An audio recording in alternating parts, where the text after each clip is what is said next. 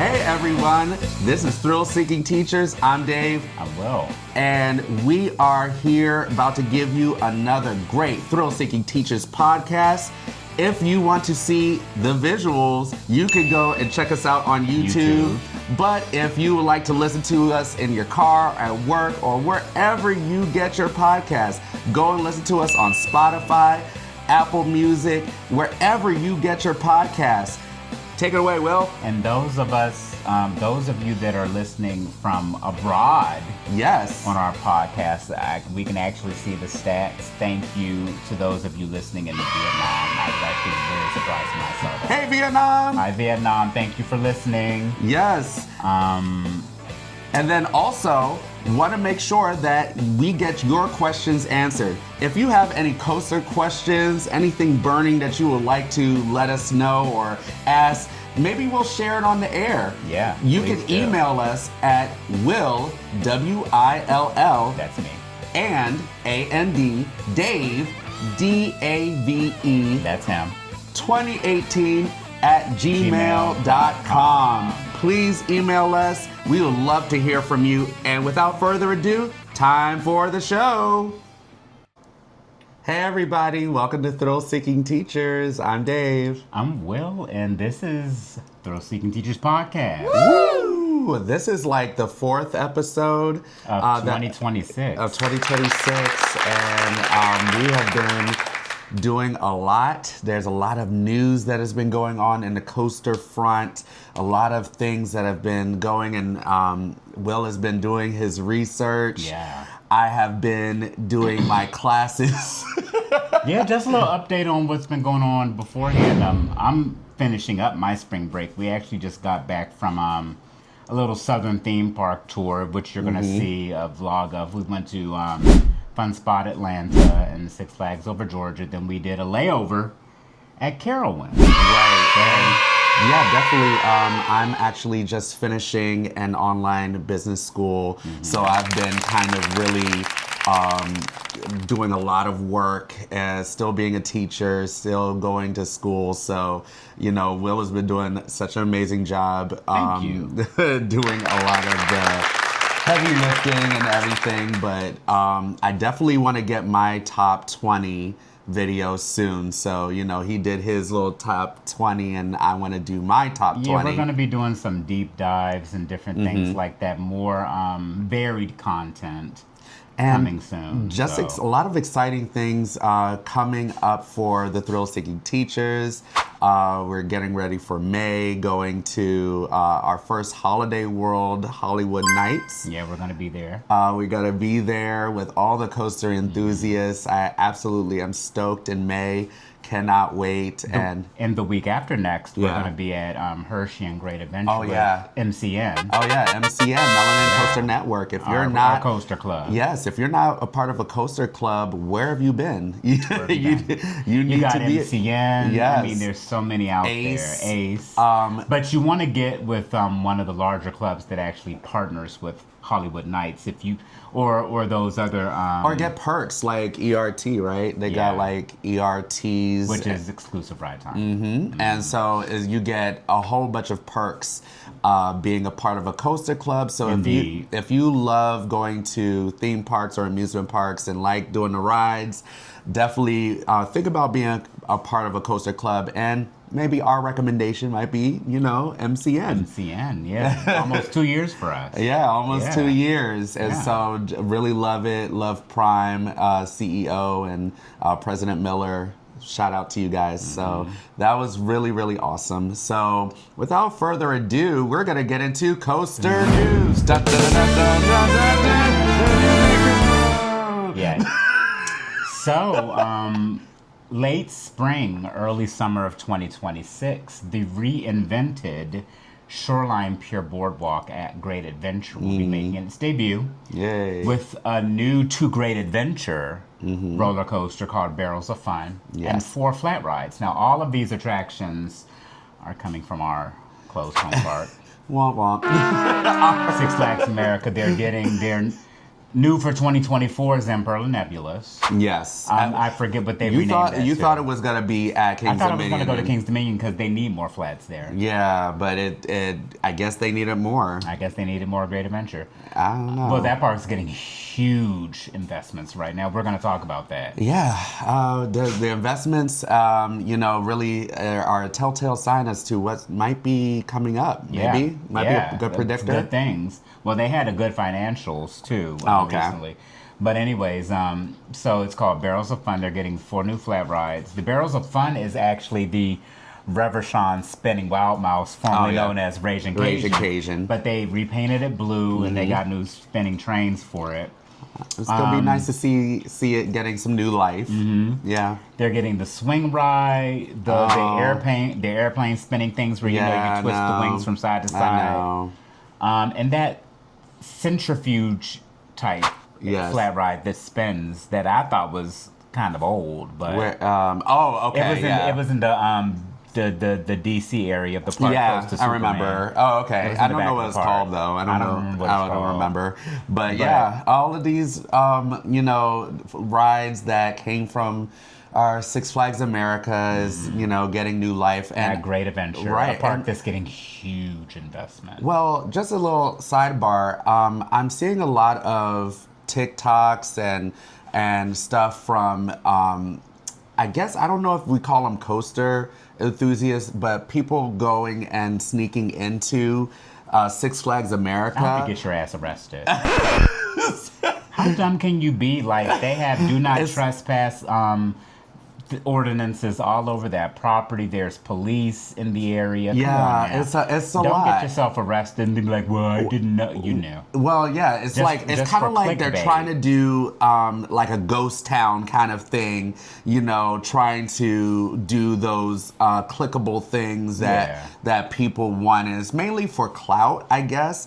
But they're going to say it's documentation of the ghost town that is now Six Flags America. Yeah. What I'm seeing a lot more is if they don't do something with that area, is going to be kind of like a haunted attraction kind of thing where people are just going to come and try to do ghost hunters kind of stuff. Yeah. And so they really need to really figure out what they're going to do with that area. PG County, if you want to do something, do it now. Figure it out. That's in Maryland. If you don't know, Prince George's I grew up in PG County, Maryland. Went to I did Prince too. George County Public Schools. I know my community, and it's going to be everybody is saying shopping or townhomes or another Chipotle. You know damn well it's not going to be a school. Well, we could use more schools as teachers, to help offset things. But you know what? I can't say nothing about that. Let's go back to the subject. Also at Great Adventure, a huge prototype attraction is underway. Project Purple. Project Purple. Let's talk about this attraction. It will have the longest zero-G stall in the world. The only launched upside-down spinning zero-G stall in the world. It's also been confirmed by sources on the ground that the track is going up the tower. The track is outer banked. So the entire time you're shooting up the tower spinning, your outer bank, which means you'll be flung out of your seat the entire time as you're spinning. Okay. Going up the tower. I think he's more excited than a lot of other people. Well, people are seeing this. Well, here's the thing: the content creator community has been invited into the space to give free advertising. Of course. They need the advertising. Hollywood Studios, his home park is Great Adventure. And he and El Toro Ryan, they're the two huge, biggest content creators that have been there. And just looking at the scale of this attraction, it blows my mind. It is big. And what else blows my mind is the amount of downtime. Yes, that's why I'm so when everybody is going crazy, that's my little take on it. When I see all of this, I'm seeing all the downtime. I'm seeing all the disappointment that is going to happen because it's such a prototype. It ain't B&M. It ain't B&M. And it's mock. And it's, which is B&M has a lot of capacity. Yeah. B&Ms are capacity machines. But it's very Toyota Camry. It is extremely vanilla, but at the same time, it gets people like the amount of crowds that this is going to produce is gargantuan. But here's the thing: if you're a park and you want to draw crowds, you put in a mock or an Intamin. You know you're going to get something groundbreaking with mock. You're going to get some groundbreaking, but you're going to have a lot of downtime with it. So I don't think it's going to be as great. Maybe give it a year after opening when they get all the kinks fixed. You go opening day. It is not. First of all, you're going to be in line for 4 hours. Oh my God! And the amount of downtime. It's going to break down every dispatch. Because here, this is the first of its kind. Hopefully, we're wrong. It's the first of its kind anywhere in the world. Yeah. So this is not something that they have done and replicated. This is something that is going to be. They've done the spinning feature before. But they've never done it upside down launching. Zero G stall. Yeah. Which it launches while you're upside down. Yes, and while you're spinning. So that's gonna be crazy. That's gonna be crazy, and saying it is one thing, but in practice, the same thing we have with the Donkey Kong ride at Epic right now. Saying it is a great concept. Executing it is a whole nother ball game. Well, mock is roller coasters. Yeah. So I mean, if hopefully anyone, this is successful. I'm praying it's successful. I'm praying that they get successful. We don't live that far from Great Adventure. It's a 2.5-hour drive for us. So we'll definitely be going. We're going up there soon, anyways. But we'll be there opening day. Well. I'll be there. I don't know because I'm like, well, here's the problem. Even if we say it's opening day, first one, they got to have the media day. Two, they're gonna have the preview day for the season pass holders, and then those season pass holders are gonna have to sign up. You know, they're gonna have to a big, huge sign up day. So we're gonna have to go through that hurdle, and then that day is going to be crowded breakdowns after breakdown. We could be wrong. Those of you that are watching and listening, I'm remembering. I'm remembering the Flash opening. Yeah. That's what I'm remembering. I'm remembering. If you don't know, and it's funny. They have. Is that an Intamin? What is that? It's Vekoma. So in true Vekoma fashion, it ended up being one of their most reliable attractions. On same thing that happened with Simon's Curse, messed up the first few weeks. You saw the all of the clickbait of it getting caught on the tilt track. Ended the season 96% uptime. Right. Flash vertical velocity 90-something% uptime. It's Vekoma, so Vekoma's. So that's what I'm saying. But what I'm saying is the first couple of weeks or months, it was terrible. Is going to be that it's going to be hard. Yeah. So I mean, I don't know. I'm just kind of hoping that for the best, but anticipating the worst. I want to ride that thing so bad. Everybody is, and it looks crazy. So I know you haven't seen any. Yeah, I've seen the POVs. I've seen the POVs. Mm-hmm. I mean, it looks crazy. I mean, you can't go anywhere as a coaster enthusiast. The tower goes up 387 feet. You can't be anywhere as a coaster enthusiast and not have seen a POV by now. Yeah. It's the talk of the town. So. I know that it is looking like it's an awesome ride. So, I mean, hopefully it's there. Yeah. And, yeah. What do you think? Put it in the comments. Please tell us, what do you think of this attraction, Project Purple? It's rumored to be called Phantom Spire once it's actually done. But right now, everyone's calling it Project Purple. Are they making merch? I saw somebody with T-shirts. I'm hoping that they're not trying to, make merch out of... Someone could have trademarked the name, definitely, but that's not what Six Flags is calling it. Yeah, that's crazy. Project Purple. Project Purple. This coaster is going to probably be one of the craziest coasters on the East Coast. By far, it's Mach. Mach is like BMW of roller coasters. Intamin is Ferrari. So this is going to be a crazy ride, literally. We'll see. With tons of downtime. Let us know what you think in the comments. Put what you think. And if you have seen the actual, building of it. I know we're going to be going up there soon. Yeah. So we're probably going to get a look at it. But let us know what you think. Yeah. Next story. Staying in Six Flags. Six Flags Entertainment Corporation has recently replaced its executive chairman of the board. Marilyn Spiegel will no longer be the executive chairman. She will now be the lead independent director, something they made up. And the new chairman of the board is Richard Hadrill.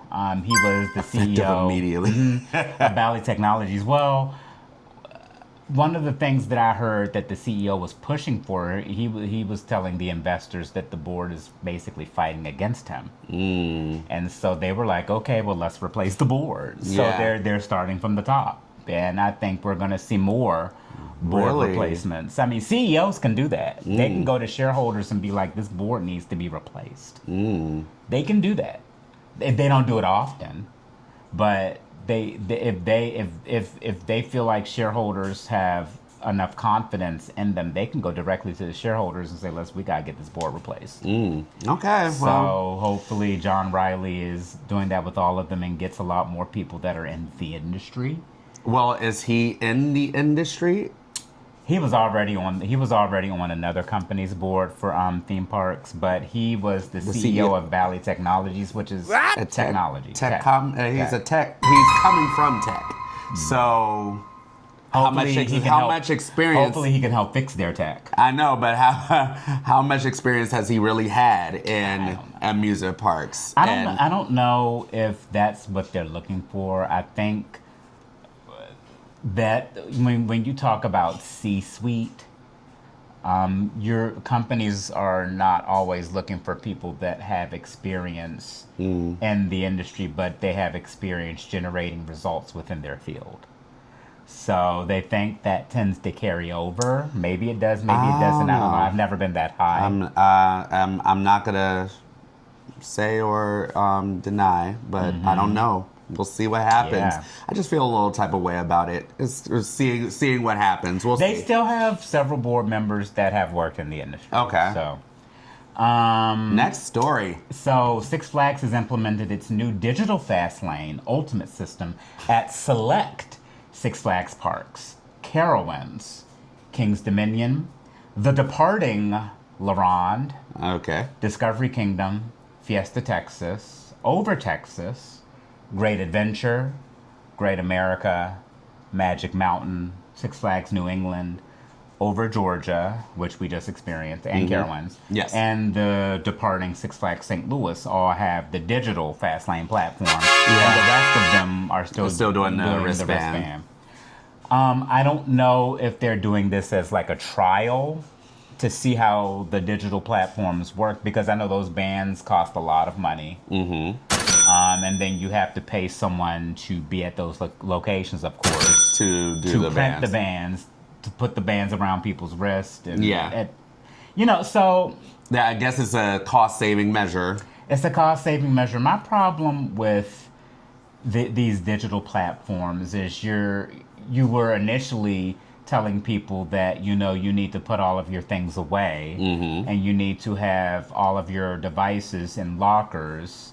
And yet you're requiring, and this only really applies to people that use their mobile device for the fast lane system. Well, they have to. Or if you're waiting in the long ass queue, especially if you're by yourself, you want to entertain yourself with your phone. Yeah.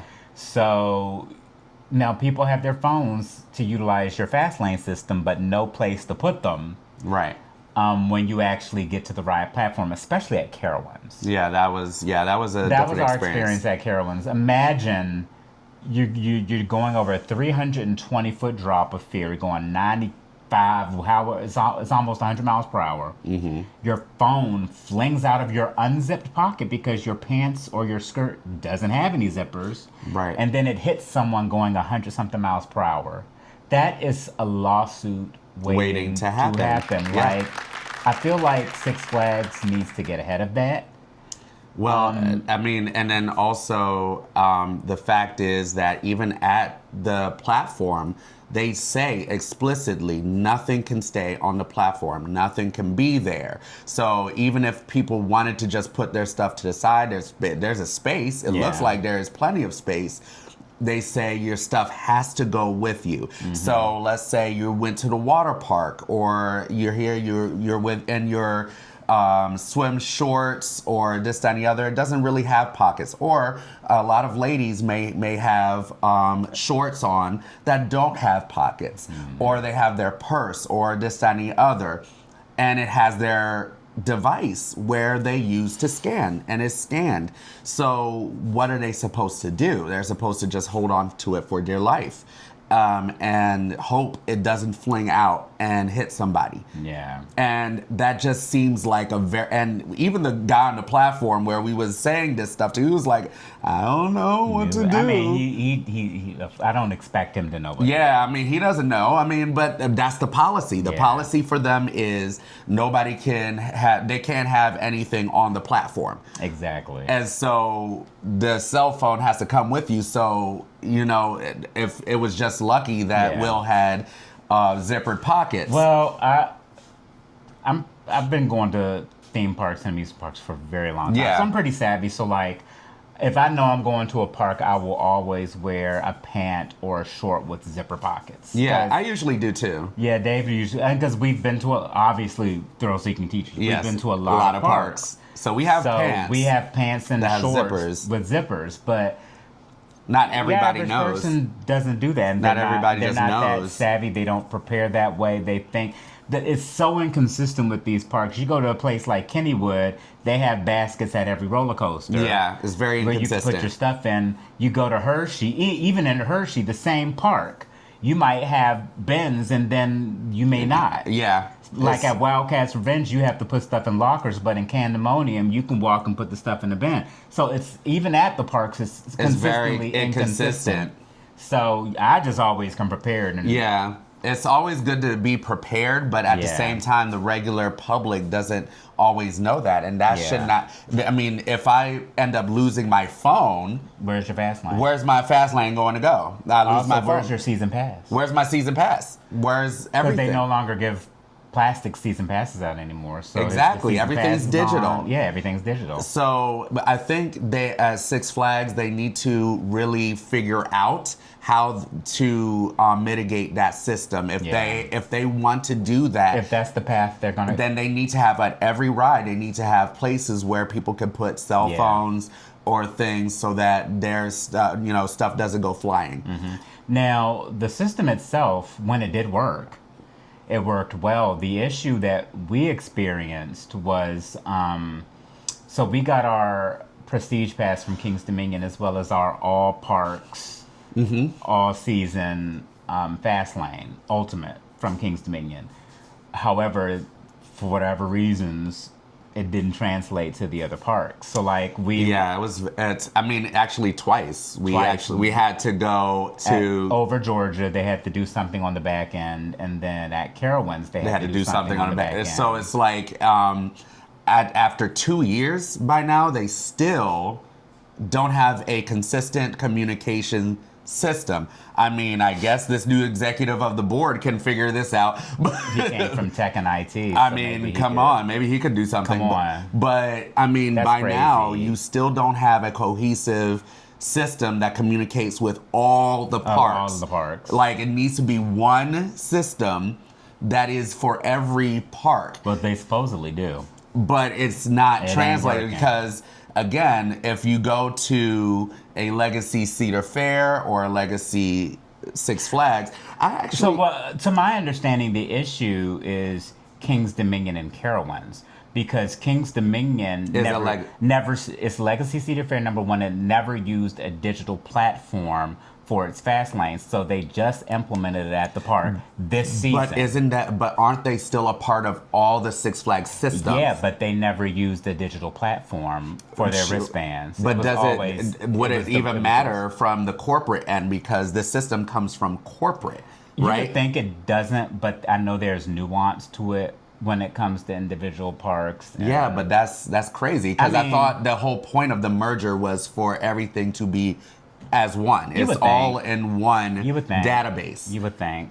And that's what, like, that's You would where I think. was confused. But then if you look at United Parks, Busch Gardens Tampa, their app works flawlessly, but the one for Busch Gardens doesn't. Yeah. Williamsburg doesn't. So it's very weird. But I mean, very at least weird. with your season pass, you literally could go to SeaWorld at Orlando, and you went to Williamsburg. It was no issue None. because it's the same system. Well, we the had same no computer issue system. getting into the park, but we had issue using our add-ons, our pass add-ons. There was no issue getting to any, and clearly there was no issue with us getting into any of the parks. It's the add-ons when there's problems. So even if we purchased an all-season, all-park meal plan, I'm sure there would be a problem. They're just having problems with the add-ons. I don't know. Yeah, so That was crazy. just keep that in mind, guys. Keep that in mind. If your home park is Kings Dominion or Legacy Cedar Fair Park, and all of your all parks add-ons are done at your home park, which is Legacy Cedar Fair, just keep in mind you might have some issues. For now. I guess. Let's change Yeah. brands. On March 12th, 2026, Sesame Workshop filed a lawsuit with United Parks Oh no, Sesame Street. seeking to terminate their almost 46-year relationship over allegations of unpaid royalties and brand mismanagement. Apparently, Pay United me Parks my money. Apparently, United Parks has withheld tens of millions of dollars in fees, as well as closing attractions without notice, thus violating their licensing agreements. United Parks said in a statement, "We'll be setting the record straight in court." Oh Lord. This lawsuit could end the partnership entirely, putting into jeopardy the future of the Sesame Place parks in San Diego and Philadelphia, as well as the various Sesame-themed areas in Busch Gardens Tampa, Busch Gardens Williamsburg, SeaWorld Orlando, and SeaWorld, the other SeaWorld parks. Yeah. That's huge. Well, That's since 1980. I mean, will they now not use Sesame anymore? But here's the thing: if Sesame wins this lawsuit, that's a full termination of their licensing brand with them. Not only will they have to rebrand the Sesame Place parks, they would have to rebrand all of the theme areas inside their current parks. Yeah, that's what I was That's saying. Are they going to do that? They're going to fight it. That's millions of dollars, and they barely want to pay for upkeep of their rides. Yeah, that's going to be really. This is huge. Well, So I'm I curious hope to they see. figure something out because they've been since we were infants. Yeah. Sesame Place. They've been partners. Yeah. Have you ever So, been to Sesame Place? I've driven past. Oh, I love. Look, Sesame Place has a lot of memories. Yeah, and they the Sesame theme park at SeaWorld Orlando and Busch Gardens Williamsburg they're all very nice. The kids Yeah. areas. So I hope they can work this out because Yeah, that figure would it be out. huge. Figure that shit out. That would be huge. So United Parks, can y'all pay them, please? So we know pay y'all them are their cheap money. as hell. Pay them their We money. know you're cheap as hell, but pay them because Pay them their this is money. it's a worthwhile partnership. Yes, you can't figure out all that stuff Mm-hmm. that quickly. That's too much. So the switching brands again. The Switching Universal brands. Orlando Resort. Yes. Since our last podcast, Universal's Epic Universe was named one of Time Magazine's greatest places Yes, in the world. and look, No lie. I know we were supposed to wait until November, but I don't think I could wait to go to Epic Can't Universe. wait. We're gonna go again. We're gonna go soon. within the next 2 months. I'm like, wait a second. That place, like, first of all, no. Well, let's talk about Will. Like, the obsession has gone to Yeah. next level obsession. Like I watch YouTube vlogs. Do y'all on it think pretty that we should- frequently. look, put I it in watch the comments. Our own channels. Do y'all think that we should move to Orlando at this point? Like, and become a Universal Orlando channel? do you think that at this point we should just go ahead and be in Orlando? Because this weather here is too much. I'm like, It's a lot. it's a lot. And lot. to be honest, I miss Epic Universe all the time. It's All the like time. my happy place. I want to be in the Wizarding World right now. If you haven't been, I highly recommend going. It's if you are a theme park fan, I never was a theme park fan until Universal. I was like, if you are a theme park fan, you owe it to yourself to experience this park. But staying at the Universal Orlando Resort, construction walls are fully erected at Islands of Adventure around the Lost Continent for their new Pokemon. Well, we don't really know if it's. We don't know yet. It's going to be Pokemon. Well, we'll see. I don't really care about it. Multiple permits have been found for construction. Also, staying at the Universal, Universal is being so aggressive with the Orlando Resort. So, staying at the Universal Orlando, at Epic Universe, the multi-purpose entertainment facility adjacent to the Atlantic restaurant, construction is well underway. The facility itself is upwards of $20 to $30 million. Oh, multi-purpose entertainment place. Yay. We gotta have more shows. Yeah. Also at Epic, permits have been approved and paid for $23.6 million worth of infrastructure site utility work to begin for the 150,000 square foot expansion planned for Epic Universe, which everyone is agreement is for the Harry Potter Ministry of Magic expansion. Yes, Ministry of Magic. And also, can't wait.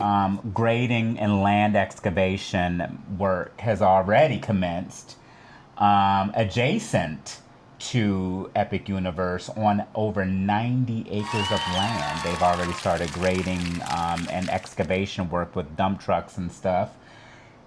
Permits have been filed for that as well. But here's the thing. That's a lot of land for just a hotel resort. Because think of it like this. Epic Universe itself, the park uses, of the 750 acres, it uses 113. This is 90 acres of land. That sounds like another theme park. It sounds like another land. A 90-acre land? If the park itself is 113. Think of it like this. I've been looking for Think of another it like land. this. I don't care. Think of it like That's what I'm looking this. for. Knott's Berry Farm is smaller than that 90 acres of land.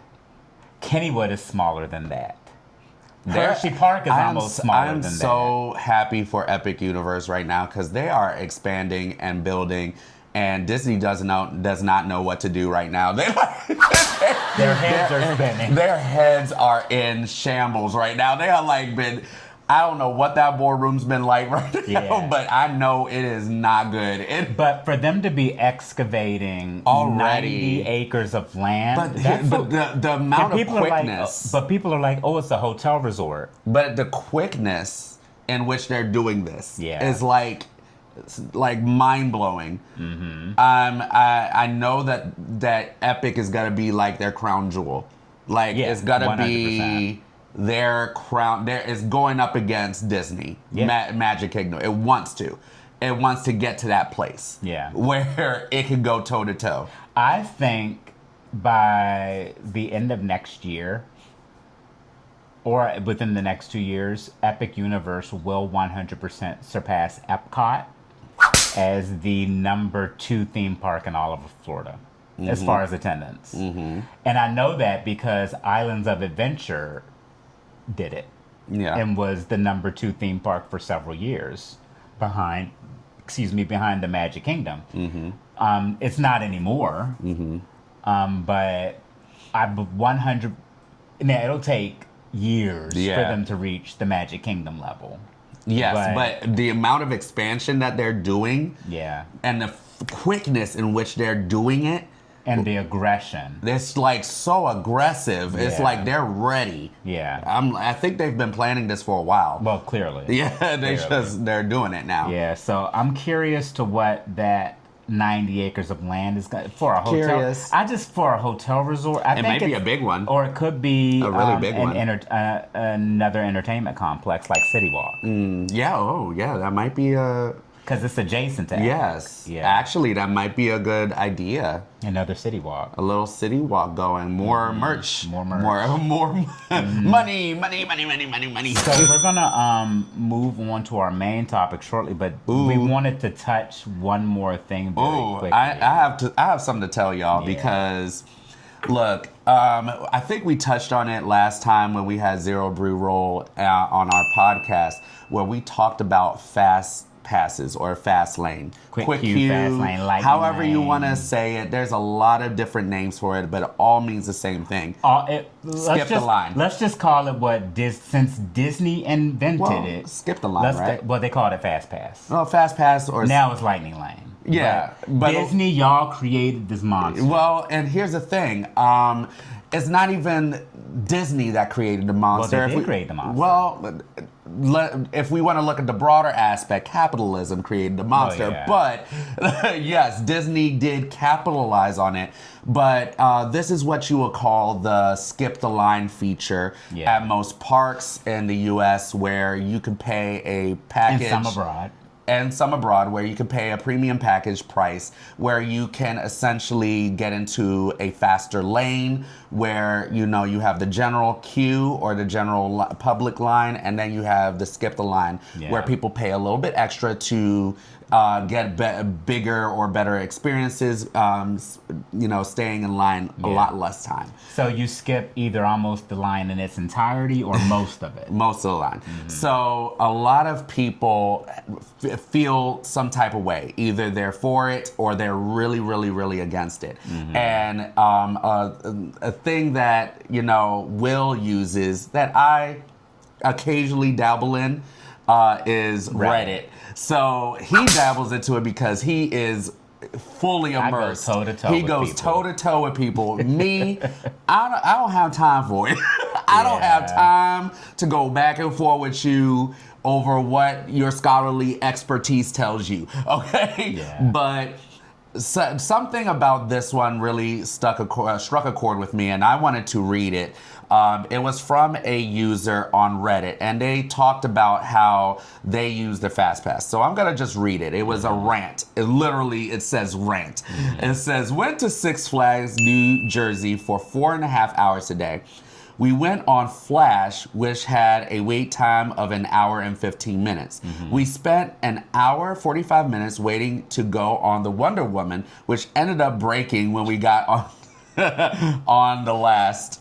Anyways, the whole time, the rich, elitist, Epstein class got to cut ahead of us because they paid premium.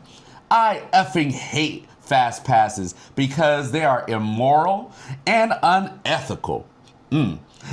And teach kids at a young age to feel superior to others who are financially lower than them. I spent 4.5 hours at your crappy park and went on one effing ride. Lord. They put emphasis on that. Yeah. And so these are the kind of things that Will sees all the time on Reddit, and he goes toe to toe with them. And I decided to join in. This was the one because I if you saw our last podcast, I do have some feelings about it, and I let it kind of be known. But I wanted to read my response. So I said, so if we're going to go with that logic, when you go to your next Luke Bryan concert, no one can purchase VIP meet and greet tickets because that will be unfair and teach little kids that the world is not fair. Mm-hmm. Let's not stop there. When you go to the club with your friends, no one gets a VIP booth. Or next Broadway show, no front row seat pricing. All the seats will be the same price. Every facet of our lives have premium perks or first class seating. Why don't you have the same energy for the concert promoters or the airline industry or Broadway or pretty much everything? Yeah. If you can't pay the premium package, then save up until you do. Maybe that's a lesson you could teach your kids to save their money. It's called delayed gratification. I mean, there's Mercedes-Benz S-Class, and then for people that can't afford that, there's a Toyota Camry. I mean, that's just unfortunate. It sucks. It's our capitalist society. It's life. It's the have and the have-nots. It sucks totally. No one likes it, but it's the world we live in, and it's a construct that these parks put in place to make money off of because they know they can, they will, and they will continue. They're not going anywhere. Right. My wish is that the parks that operate them properly by having enough staff to do so, by having a proper sell strategy of them, so for people that are willing to pay the premium price to get them, that it's still a premium experience. Have people manning the lines where that they're trained where they to stack. diverge. Well, yeah, they should stack their trainers. A lot of these Well, I'm rides, not talking about stacking. I'm talking about when there are parts of certain quick queues or fast lanes. Oh, yeah. Where the general queue. Oh yeah, we experienced that at meets the fast lane, and that location should be staffed at all times, because what ends up happening is you are literally cutting. Then you're cutting in front of the person. Whereas if you had a staff person there managing that, and that makes a fight, and that makes issues. There's some places, United Parks in particular, where it's just, especially SeaWorld. Well, actually, New Jersey, that was really crazy, and Six Flags Great Adventure. No, not Great Adventure. I'm talking over Georgia. Where we went. Yeah, that was crazy. We had to literally cut. Well, that was Daredevil Dive. Yes, but it wasn't like that at the. Yes, it was at Goliath. Well, they had a person there, but at one point he left. Yeah, exactly. They just so everybody was kind of just free for all. It was a free for all. And so the issue comes, and just as a caveat, me and Will don't really like to go to parks without having some kind of quick queue or fast pass, and we save our money. And we do that. We're teachers. We're not rich. We're not rich. We're not Epstein rich. We are not Epstein rich. We save up our money, and it's called delayed gratification. So when we know we're going to be able to have enough money to go and get the express pass or skip the line, we do that because we know we're going to have a better experience doing that. We know we're not going to... and we may not... Considering all the trips we go on, we may not be able to visit that park again for another year or two, especially the ones on the West Coast. Exactly. We haven't been back to Magic Mountain in years. Almost 3 years. Yeah. We haven't been to a lot of these parks in a while because we know that is going to be expensive, and so we save up and we make sure that we have enough money to where we can get those premium features if we do need them, which we actually often do. Because you want to maximize your day. Now you have parks abroad like Phantasialand and Europa Park that are in Germany, that the whole German philosophy is efficiency. So they don't need it as much as that's training. They have training, culture, and again, this is the American society, it's the American way. So we're in a capitalistic society, so we can't fault that. I love the fact that a lot of these people that put it on Reddit and stuff bring up the fact that it's teaching kids that the world is unfair. Yes, it is. Yes, it is. Okay, I mean, please let them know sooner than later, because they're going to be mad at you for life. But yes, it is unfair. 2, I think the better lesson that you need to teach your kids is 1, delayed gratification. Save up your money. Save. Teaching them how to save and saying, hey, maybe we can save for next year where we could really get a great experience. Save for the things you want. Exactly. I mean, are we teaching our kids that gimme, now? Yeah. Are we doing the microwave instant oatmeal way of life? Or are we slow cooking? And we need to start teaching our kids more about delayed gratification. That's just my take on that. But since we did touch on social forums and social platforms and review platforms. Oh, yeah. We wanted to do something a little different. Dave and I decided we were going to read negative TripAdvisor reviews of our favorite theme park of all time, Epic Universe, and discuss these negative TripAdvisor reviews. Because sometimes, when things like TripAdvisor, Google, Yelp, no one goes, you will rarely see people go on these platforms to say anything good. It's the lowest, but Epic's like really low rated. So let me read this. On TripAdvisor, Epic Universe is currently rated number 379 out of 468 things to do in Florida, with 2.5 out of 5 stars. For example, Fun Spot Kissimmee has 4.5 out of 5 stars. What? That little trashy looking thing, Fun Spot Orlando, has 4.5 out of 5 stars. Icon Park, the park where unfortunately the young man fell out of the Sky Tower ride to his death, has 4.5 out of 5 stars. Wow. SeaWorld Orlando has 4.3 out of 5 stars. What? I don't know how. Legoland Florida is 4 out of 5 stars. Hell, Six Flags Over Georgia is 3.6 out of 5 stars. Not with the way that we went. Fun Spot America in Georgia is 5 out of 5 stars. That place thing only has like one. So that's just putting into perspective. You're talking about a theme park that is the most expensive theme park that has ever been built to date. Period. Period. Point blank. No other company has done the level of investment in one theme park that Comcast has done with Universal Epic Universe.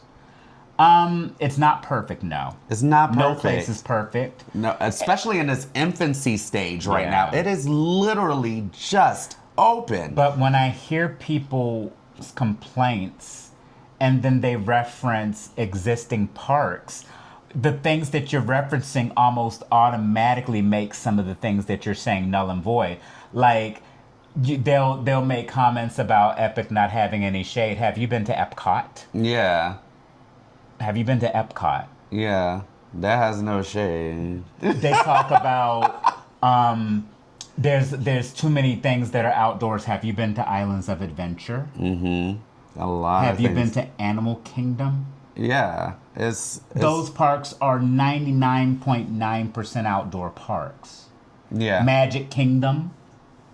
So like these people are automatically negating their comments. I think it's a very for one. I think it's their biases come from the fact that they see all of the POVs and all of the stuff from everybody is such a magical place. It's this and the other, and then they're expecting this out like larger than life experience, but the reality of things are sometimes they're gonna have a bad day. Sometimes the weather is not going to be the most kind to you. Sometimes the things mechanically just don't work that day. It's not things that are so much in everybody's control. And you know that they're expecting so much out of like something that can really be impossible, especially in this infancy stage. So let's read the first one. This person from the United Kingdom rated Epic Universe 1 star, and the title of their review is Poor Overall Compared to Other Parks. April of 2026. Okay, so I do generally love Universal, but Epic Universe is not measuring up to the other parks. Reasons are, 1, not enough shaded seating areas. Have you been to Universal Studios Florida? Maybe not. Where's the shaded seating areas except maybe the Central Park area? That's not even a lot of shade. That's not a lot of shade. It's a random, like, again, you bring up the other parks that suffer from the same issues. Yeah. So not enough shaded seating areas. Teething problems. Main attractions like the Fountain Show have already closed due to maintenance. So again, what's happening with the Fountain Show is they're upgrading that to what's called Celestial Good Night. They're adding additional things to the fountain. So when are they supposed to do fireworks. it? So like I saw that too with people being disappointed that the castle at Hogsmeade, the Hogsmeade's castle is covered up right now. When are they supposed to clean it? When are they supposed to do it? Like the parks open every day, 365 days yes, out of the every year. single day. So when are they supposed to clean it? When are they supposed to do this? Like stuff? they gotta give maintenance every now and then. And like they're decent enough to announce this stuff. Yes. But like what? Just so you know, Manchester. What Epic Universe is doing is they're preparing their fountain shows for their new nightly show called Celestial Good Night, where it'll be the water fountains with of water projection over the, some sort of projection light over the fountain with fireworks and possible drones. That's what they recently had trademarked that they're preparing for, but they have to close the freaking. They have to, do yes. And, you know, there's things that have to be done. It can't be just every single day when you get there. They have to be perfect. Yeah. So I completely disagree with this one. The food outlets are very poor indeed. What? Bad choices, long queues. The food is First awesome. of all, you're from the United Kingdom, so I don't know. I've been to the United Kingdom. The food is not good. No. So I don't know what they've been eating. I'm sorry, United Kingdom people. That maybe they have some beans and toast. Maybe they need some beans and toast. I don't know, but Epic Universe has some of the best theme park food. Just best food. Period. That Atlantic. Yeah. Yo. The butterbeer crepes at Air de la Sereine. Oh. Yeah. The queues for the main rides are poorly managed. Usual fast passes don't work. Do only overly priced passes available, and they get full queue priority, leading to simply awful experience in the main lines. Yeah, it's the same argument. The same argument. Poor signage. The restrooms are badly tended and dirty. So absolutely not. Absolutely not. No. First of all, the restrooms are. This guy themed. goes to the bathroom. I go to the bathroom, and I'm weary about using bathrooms in parks, but I don't hold back. And I notice things like bathrooms, and I've used a bathroom in each of the lands. Not only are the bathrooms clean, but they are themed. Unlike the bathrooms at the other two Universal parks, which are clean, but I wouldn't say they're themed bathrooms. These bathrooms are themed. They had freaking wizards in the men's bathroom.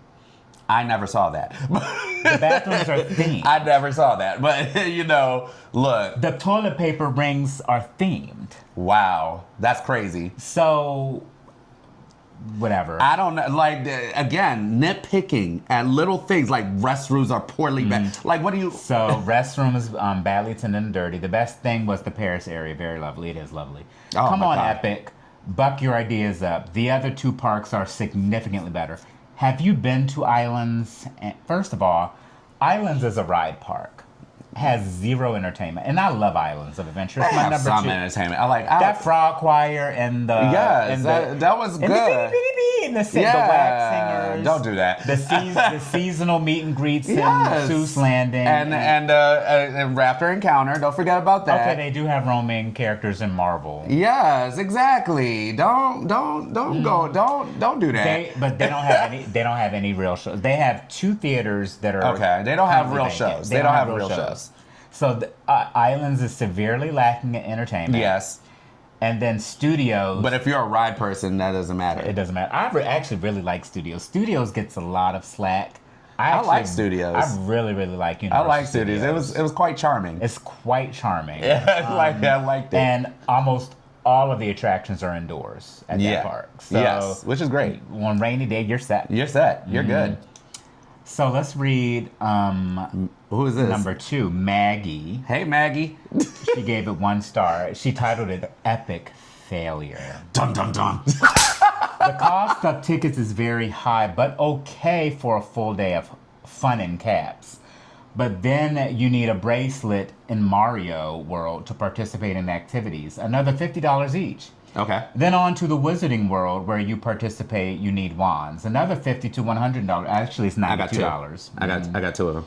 We like rides, but not at an an hour or 2 hour wait. First of all, if y'all gonna type these things out, can you check your spell check? So what else is there? Nothing aside grabbing something to eat. Stopped in a couple of these highly praised restaurants. Even the bartenders told us, you don't want to pay our prices for these drinks. $32 for 2 high noons. Lord, I'm okay paying. High noons? But it's a drink. But there's such a thing as gouging your customers. So I can confidently say we will not be back. And would recommend take your money to Disney for a much better overall experience. Or just go to Universal Park.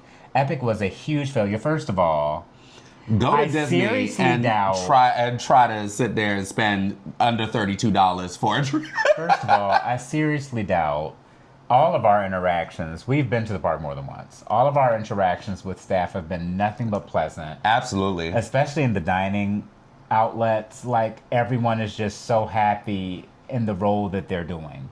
Yeah. Like, I find it extremely unlikely that someone say, you want to buy our drinks for... No. Yeah, but no. I need for this person to go and visit one of the Six Flags parks, maybe, like, and try to get something from them. No, take your money to Disney. Like, people reference Disney, but, like, Disney ain't perfect. Disney's not cheap either. Like, I've been to all 4 Disney parks. Like, it's not cheap. That is not no cheap either. Disney is great. It's not better. It's, you actually... You end up spending. Sometimes I find Disney a little bit more expensive. Yeah, but and even their pricing, the way that they explain their pricing on how they do things, it is really confusing. You have to plan out your life. Yeah, but and I like Disney, so I'm not gonna say much about that. But yeah, I find it extremely unlikely that a staff member would say something like that. Yeah, I don't find that likely. But then also, I don't like the fact that they're saying $32 is too expensive. Mm-hmm. I want them to go to Disney and tell me how much they get 2 high noons for at Disney. Like, I feel like my own experience at these mega theme parks, I lose all concepts of reality when it comes to money. Yo, like I tried to be on a budget. I really, like, in my video when I first went to Universal Islands of Adventure, I went to City Walk and I said I was gonna have a budget of $150. Mm-hmm. I was like, I am only spending $150. No. That lasted until I got out of City Walk. I didn't even get into the park yet. Yeah. It's like we spent so much money. It was just so much money. So, like, you go to, like, you'll spend $8 on a fucking pretzel.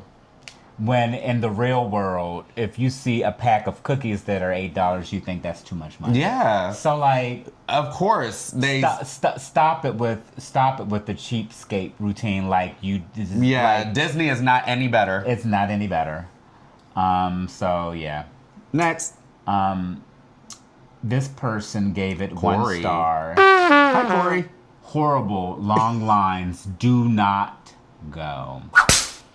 No, this was May of 2025. Absolutely horrible. Never go here. I went here when it was 2 weeks old, and I waited for the Mario Kart ride. So that was when it was like really a beginning. This was May of last year. So yeah, that was your own fault. Yeah.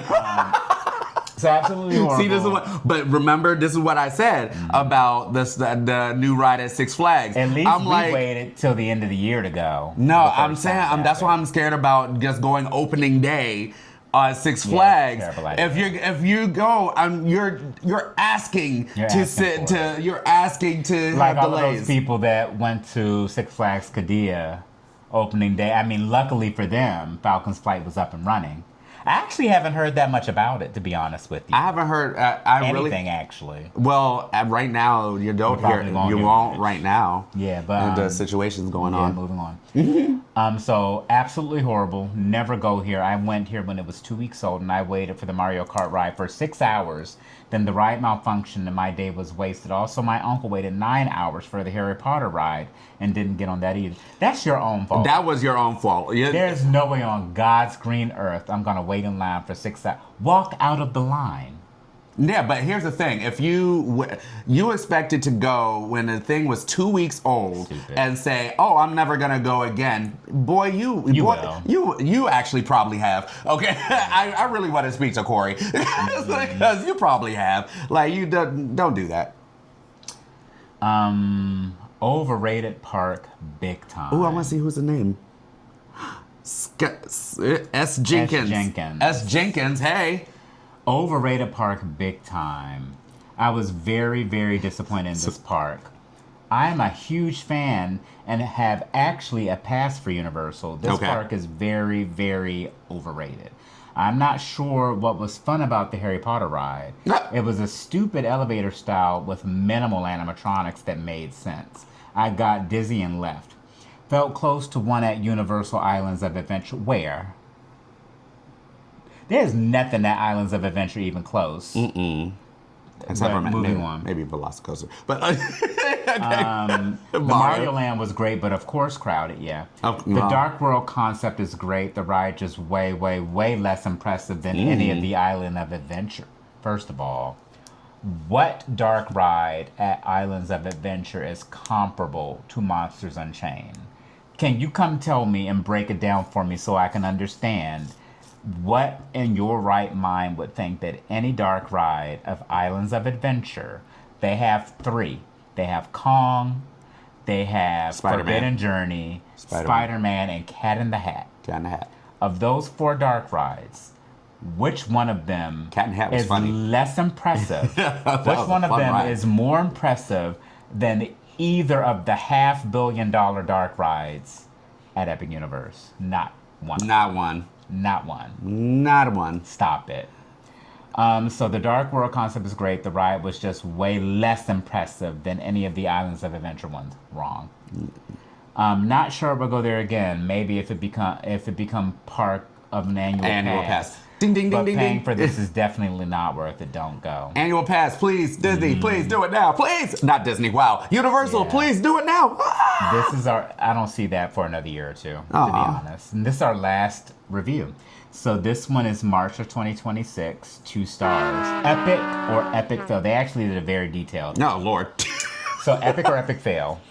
A wait time on a Sunday in a new park during spring break of 2.5 hours for a 5-minute experience is expected, I suppose. But that doesn't make the experience wholly enjoyable. So they sound relatively rational. As amazing as the sets that have been built in this theme park are, there are so many issues that need to be addressed.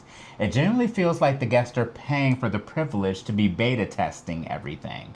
There are there are countless issues, but here are some. So first of all, yes, this is beta. We basically are beta testing for at least the next year or 2. That's what it's. Toothless meetup. Hiccup, who's my daughter's hero, decides to leave just the area just before we meet him with Toothless. The characters are all over the place. It's like a lottery on who you'll meet. It's natural experience, I suppose, but not what should be the standard, especially after waiting 90 minutes to meet them. So we actually experienced this when we waited in line, where Hiccup had to take a break. And then he came back. Here's the thing, they're people. They're human beings. They're people, and so that go to bathrooms. So what happened is that someone else came out and was there for, I think, 15 minutes. Yeah, while Toothless went to, Hiccup went to the bathroom. I don't know what he did, but he had to go to the bathroom. Guys, these are human beings. Like, stop it. Have some decency here. Oh my God. The world does not revolve around you and your daughter's hero. These are human beings. Let them go to the bathroom. Let them take a water break. Let them take their 10-minute whatever break that they are lawfully and required to take. Entitled to. Shut the fuck up. Like...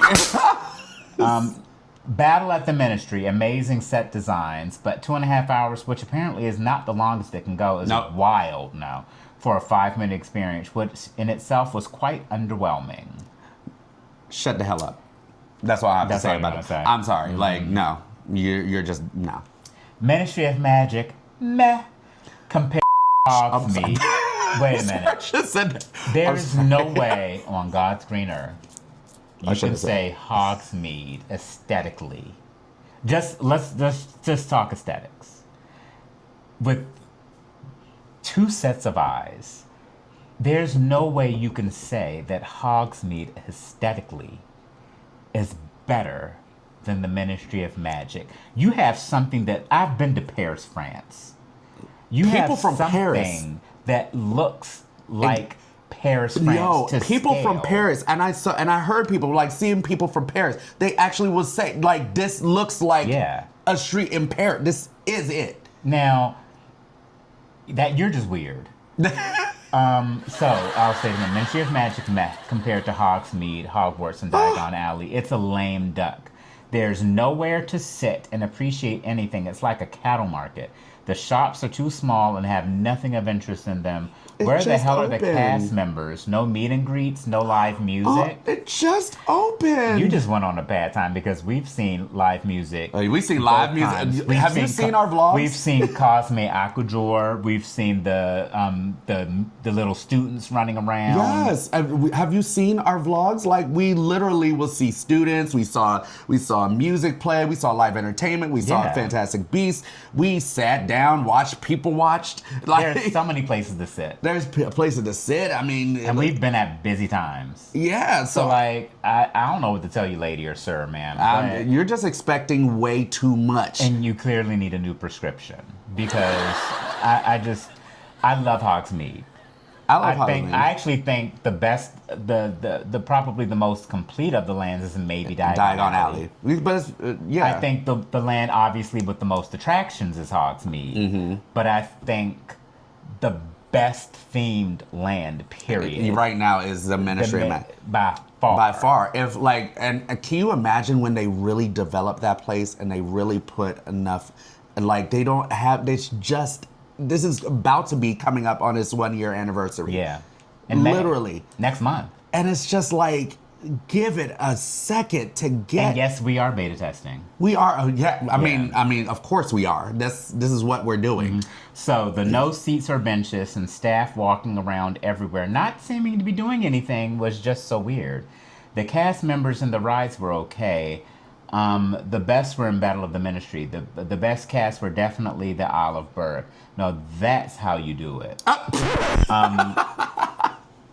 The rides were insane, a bit too much for us with younger children. The fire drill ride was cool, but the scoring system didn't make any sense. Overall, we're disappointed. This is another disappointment with Universal within 12 months. Our last complaint was the staff were not interacting. What do you want them to do? Dance around for you? Like They've sorted this out partially, but they've got a long way to go. In fact, people in the supermarket chain seems happier in work than Universal staff. You guys have not cracked it yet. You've made things pretty, but it's not functional. The 2.3 out of 5 stars is justified. To who? Fix your park and we will return. Fix your prescription and then maybe you should return. How about that? I just think that here's my thing with Epic Universe. It's not perfect.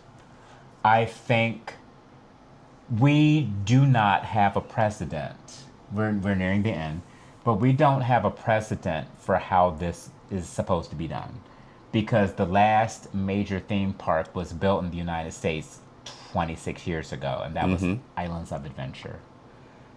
And then Disney's California Adventure a year later. So literally the last theme parks were over 20 years ago, and a lot of the people that were involved in that most likely are not with the company anymore.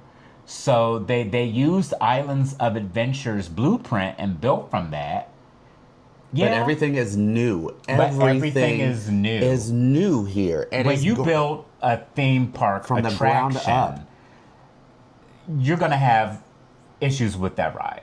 But when everything in the park is new, every single ride there. So like every single meet and greet animatronic that you see is brand spanking new. All of it. It's going to have hiccups. Hiccup.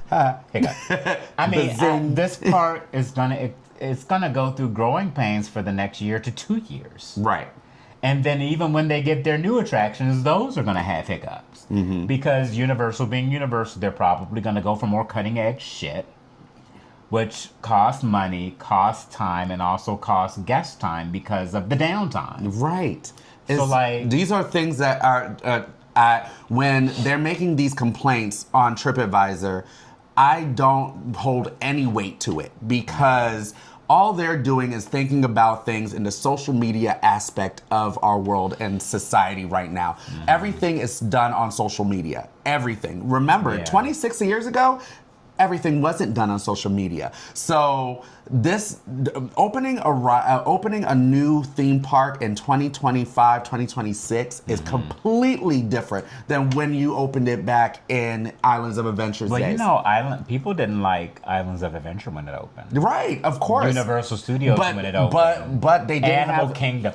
And another thing they're mentioning is the lack of rides. How many rides does Animal Kingdom have? But the problem is they didn't have the quickness where they could go onto Reddit or to Yelp and sit there and blast them to millions of other people. So this is the difference now, is that they are having a sounding board moment, and people are thinking that this is the experience, and it's not. It's the exact same thing as 26 years ago, and they need to get their sea legs in order for them to really blossom. And if your issues are that bad, then speak to people about it when you're there. We've had nothing but gracious encounters with concierges and guest service staffs and you know, we've been to Universal quite a bit now. Yeah, and we have not had problem-free experiences. And when the problems do happen, you go to someone, talk to someone about it, and 10 times out of 10, they have helped us. Yes. In some way, shape, or form, because that's what they're trained to do. That's what they want to do. Exactly. So I mean, I just really, don't like the visceral anger that people have when they and I do understand. You take a lot of time to plan. You take a lot of time to do. It's a lot of money. Epic Universe is not cheap. It's a lot of money, but you do need to understand, and that caveat is that it's a brand new park, and it's going to have brand new problems for some time. For a whole. So if you're quite some time. Yes, if you're that person that needs to have the perfect experience and must have a perfect experience, I would suggest that you wait for 5 years. Wait 2 to 5 years. 5 years, and then go there and experience it for the first time. Yeah. And get your experience, because by then they would have worked out a lot of the kinks. A lot. They'll have new attractions. They'll have new attractions. It'll be bigger for you. Wait. Don't try to rush because you see all the vlogs and do all that stuff. If you're that person that's so particular and you know yourself, don't do it. Don't do it. Now, if you're a theme park, we're theme park fans. If you're a theme park fan, go. We're planning a third visit, but we know the industry. Yeah, but that's the problem. A lot of the general public does not know the industry, and they. But I'm saying theme park fans. Know the industry. Right. Oh, of course, we're going. They know. They know the ins and outs. They know. Those people on those comments, they were not thinking. They're not. Connoisseurs. So I think Epic is, and also Epic, of all of the mega theme parks, Epic opened the most complete. Mm-hmm. It opened with 2 shows, meet and greets, multiple sit-down restaurants, 11 rides, already has themed attractions planned. They already have erecting a new building. Mm-hmm. That's more than Epcot. Yeah. That's more than Animal Kingdom.